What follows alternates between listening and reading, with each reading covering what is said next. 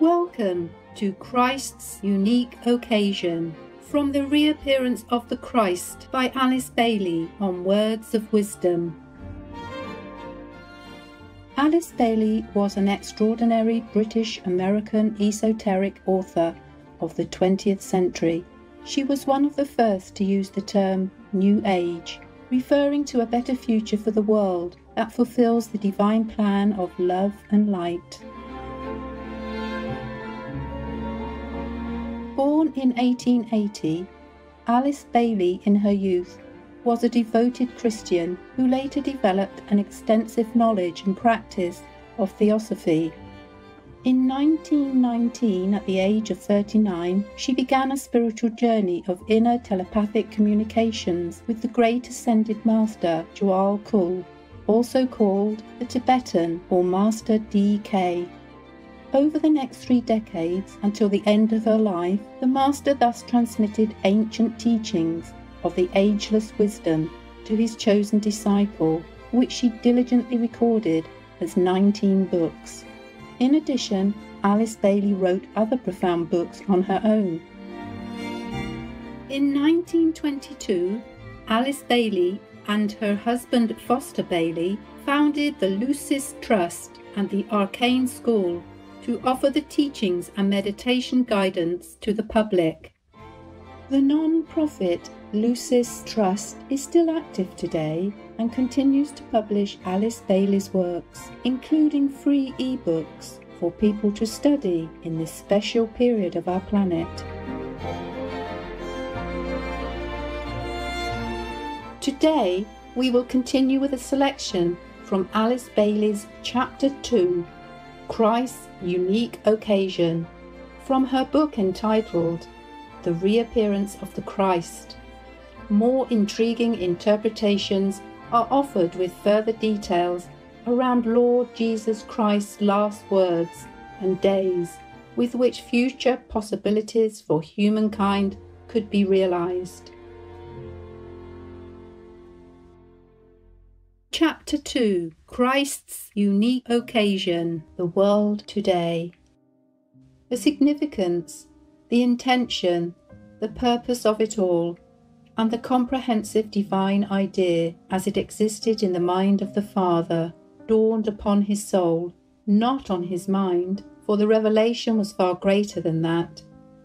He saw still further into the meaning of divinity than had ever before seemed possible.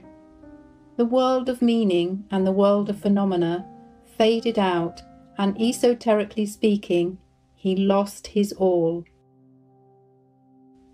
For the time being, neither the energy of the creative mind nor the energy of love were left to him. He was bereft of all that had made life bearable and full of meaning. A new type of energy became available, the energy of life itself, imbued with purpose and actuated by intention. But it was new and unknown, and hitherto unrealized. For the first time, the relation of the will, which had hitherto expressed itself in his life through love and the creative work of inaugurating the new dispensation, became clear to him. At this point, he passed through the Gethsemane historic garden in Jerusalem of renunciation. The greater, the larger, and the more inclusive was revealed to him, and all that hitherto seemed so vital and important was lost to sight in the greater vision. It is this living realization of being and of identification with the divine intention of God himself, the Father, the Lord of the world, upon levels of awareness of which we know nothing as yet, which constituted the unfolding awareness of the Christ upon the way of the higher evolution. This way he treads today, and he began to tread it in Palestine 2,000 years ago. He knew, in a sense hitherto unknown to him, what God intended and what human destiny meant, and the part that he had to play in the working out of that destiny. We have paid little attention down the centuries of human thinking to Christ's reaction to his own destiny as it affected the human.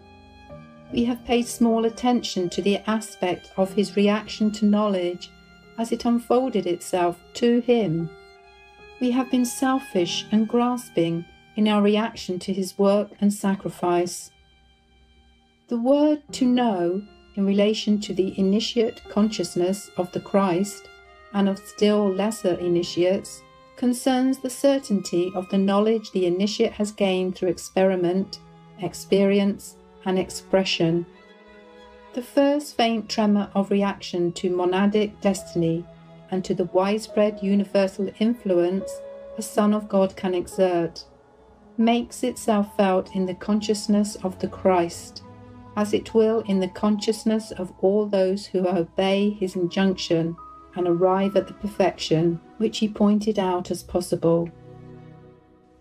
The highest divine quality or aspect now makes itself felt in the life of the progressing Son of God. He knows the meaning of intelligence. He realizes the significance of love and its attractive quality. Now, because of these two recognitions, he becomes aware of the potency of will and of the reality of the divine intention, which that will must at any cost implement. This was the major crisis of the Christ. There are in the Gospel story, as testimony to this divinely progressing unfoldment, 4 recorded moments wherein this universal or monadic realization showed itself. Let us look at each one of them for a moment. There is, first of all, his statement to his parents in the temple. "Know ye not that I must be about my Father's business?" We should note here that he was 12 years old at the time, and therefore the work with which he had been occupied as a soul was finished. 12 is the number of completed works, as witness the 12 labours of Hercules, another Son of God. The symbolism of his 12 years is now replaced by that of the 12 apostles, the symbol of service and sacrifice. He was also in the Temple of Solomon, which is the symbol of the perfect life of the soul, just as the tabernacle or the tent of meeting, earthly dwelling place of Yahweh, God of Israel, in the wilderness is the symbol of the imperfect ephemeral life of the transient personality. Christ was therefore speaking on soul levels, and not only as the spiritual man on earth. He was also serving when he spoke these words as a working member of the spiritual hierarchy, for he was found by his parents teaching the priests, the Pharisees, a school of thought, and the Sadducees, religious group. These points all indicate his recognition of his work as a world teacher, becoming conscious for the first time in his physical brain of divine intention or of the divine will. Next comes his statement to his disciples, "I must go up to Jerusalem," after which we read that he steadfastly set his face to go to that city. This was the intimation to them that he now had a new objective, the only place of complete peace, which is the meaning of the name Jerusalem, is the centre where the will of God is known. The spiritual hierarchy of our planet, the invisible Church of Christ, is not a centre of peace, but a very vortex of loving activity, the meeting place of energies coming from the centre of the divine will, and from humanity, the centre of divine intelligence. Christ had oriented himself to that divine centre, which has in the ancient scriptures been called the place of serene determination and of poised, quiescent will. This statement marked a point of crisis and of determination in the life of Christ, and proved his progress towards divine fulfillment. Then, in the Garden of Gethsemane, he said, "Father, not my will, but thine be done," thus indicating his realization of divine destiny. The meaning of these words is not, as is so often stated by Christian theologians, a statement of acceptance of pain and of an unpleasant future and of death. It was an exclamation evoked surely by his realization of the universal implications of his mission and the intense focusing of his life in a universal sense. The Gethsemane experience was an experience uniquely possible only to those sons of God who have reached his rare point in evolution. It had no real relation to the crucifixion episode, as the Orthodox commentators emphasize. The final words of the Christ to his apostles were, "Lo, I am with you all the days, even unto the end of the age," or cycle. Matthew 28:20. The important word is end.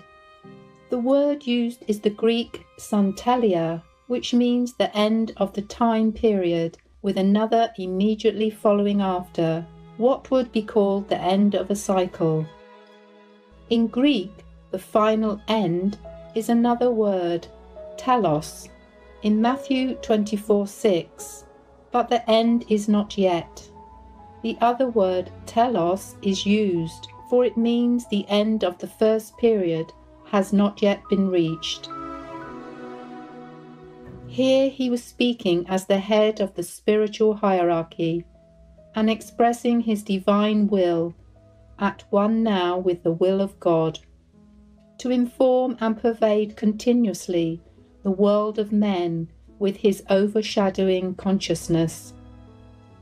It was a tremendous affirmation sent forth upon the energy of his developed will, his all-inclusive love, and his intelligent mind. This affirmation has made all things possible. For more details and the full online version of Alice Baile's book, The Reappearance of the Christ, please visit lucistrust.org.